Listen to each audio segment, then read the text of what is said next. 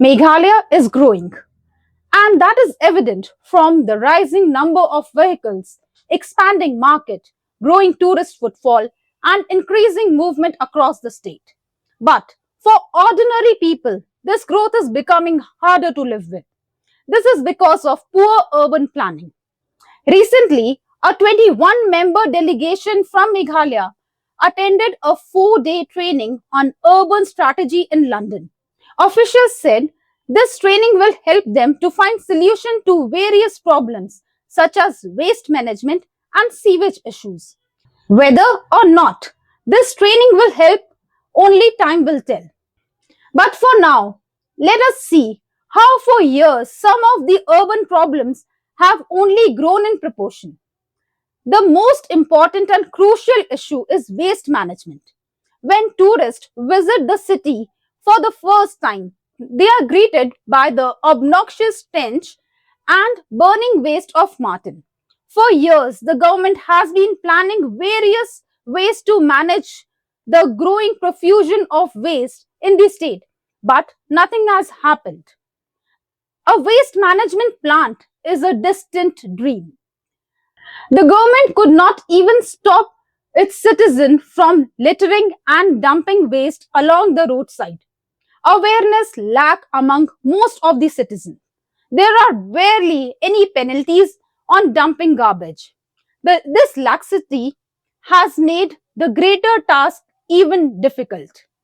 The problem of waste management is not only in Shillong, which is the urban pocket in the state, but also in towns like Tura, Jowai.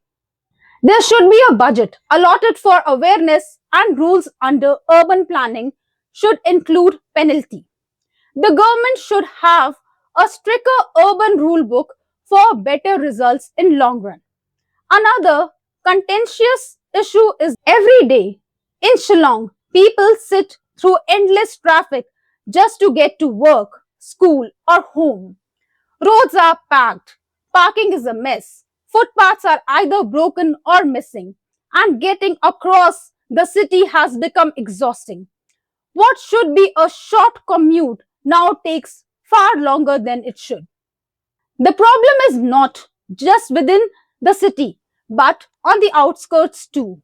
One traveling through Upper Shillong has faced harrowing time. Now, in case of a hill town like Shillong, infrastructure is limited, and so a proper urban strategy is imperative. In case of tackling traffic, the government could have tightened rules around vehicles ownership.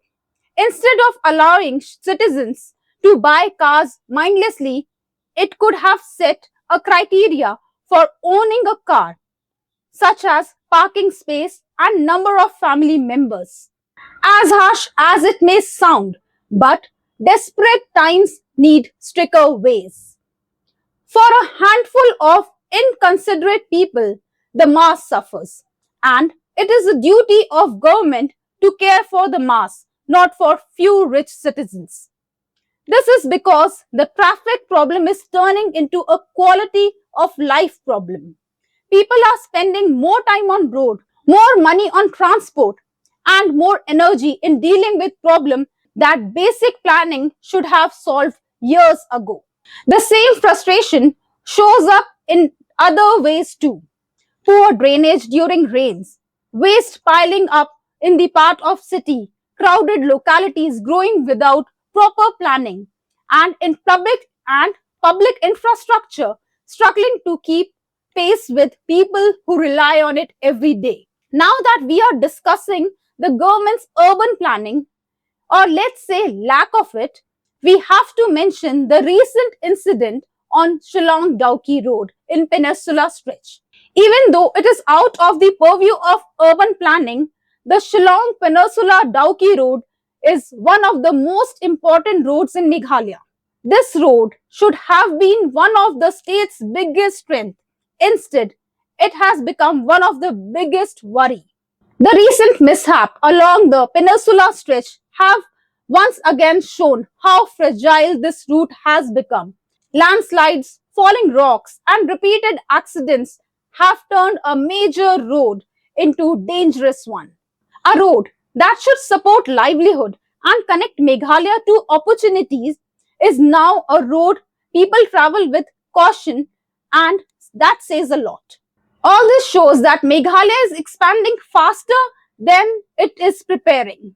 Only attending training sessions abroad will not help unless there is the will to improve the city.